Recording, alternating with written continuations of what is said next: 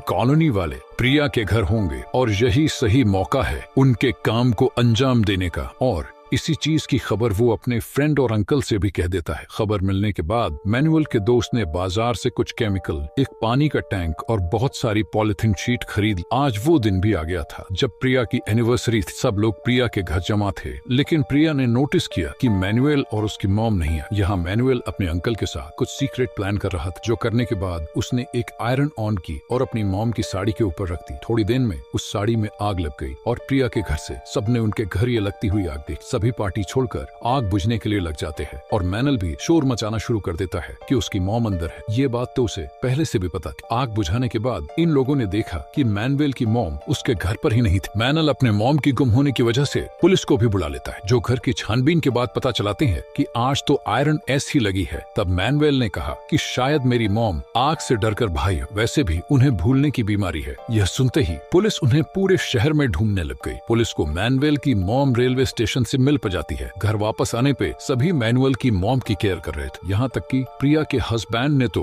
Manual से कहा कि तुम इनके लिए एक नर्स हायर क्यों नहीं कर लेते? मेरे पुराने फोन में एक नर्स का नंबर है, अगर तुम चाहो तो मैं तुम्हें वह दे सकता हूँ। मैनुअल ने हाँ में सर लाया और अपने घर चला गया, जबकि प्रिया अभी तक इस सारे मामले को समझ नहीं पा रही थी, क्योंकि जिस टाइम घर में आग लगी तो मैनुअल घर से आया था। ऐसा कैसे हो सकता था कि वह कुछ चेक किए बगैर आए? उसने ने कहा था उसकी मॉम को अल्जाइमर है, इन्हें भूलने की बीमारी है, लेकिन उसकी मॉम हर मर्तबा घर के बाहर जूते उतार कर जाती थी। प्रिया रात को उनको रोज दवाई लेते और लाइट ऑफ करते हुए देखती थी, यहाँ तक कि मोटर का स्विच बंद करते हुए देखती थी। और यह सारी चीजें अल्जाइमर के पेशेंट को याद नहीं रहती। चीजें सच में काफी ही शक में डालने वाली थी, क्योंकि अगले दिन जब मैनुअल अपने दोस्त जॉन से मिला तो हमें पता चला कि जॉन तो एक न्यूरोसर्जन है और उसने मैनुअल को कुछ नींद की गोलियां दी और बताया कि 2 गोलियों को अगर किसी भी चीज में मिक्स करके पिला दिया जाए तो एक इंसान बड़े आराम से मिनट के अंदर अंदर सो जाता है। घर आकर वह स्टेफी को अपने घर बुलाता है और बताता है कि मुझे आज किसी काम के सिलसिले में दिल्ली जाना है, तो क्या आज तुम मेरी मॉम के पास रुक सकती हो? स्टेफी मान गई। मनमल ने बताया कि मैंने अपनी मॉम के लिए आम को जूस बना कर रखा है, उसे तुम भी पी लेना और मॉम को भी याद से पिला देना। दिखाया गया कि मैनुअल ने उस मैंगो जूस में नींद की दवाई मिलाई हुई थी। घर से निकलने के कुछ देर बाद मैनुअल ने स्टेफी को कॉल की और पूछा क्या मॉम ने वो मैंगो जूस पिया? तो स्टेफ ने बताया कि वो मैंगो जूस नहीं पी रही। तब उसने स्टेफी से कहा कि पहले तुम उनके सामने बैठकर वो जूस पियो, उसके बाद वो भी जूस पी लेंगे। अब मैनुअल के कहने पर स्टेफी ने वो जूस पी लिया और इतने में ही अब प्रिया भी मैनुअल के घर आई। वो आयरन देने के बहाने से घर चेक करने आई थी, क्योंकि उसे